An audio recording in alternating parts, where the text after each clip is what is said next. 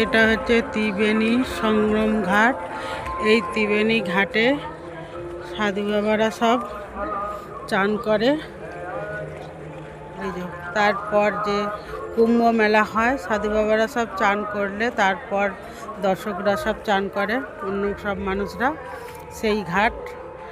আর ওই হচ্ছে দেখছো কল্যাণী ব্রিজ, আর ওই হচ্ছে দেখো কল্যাণীর ঘাট।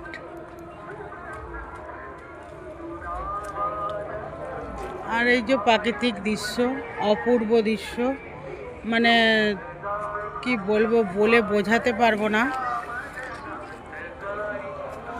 এই দৃশ্য কেউ কোনোদিনই বলে বোঝাতে পারবে না। আমাদের দাদা ভাই এই যে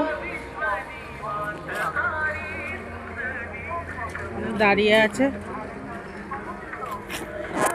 আর আমি এই যে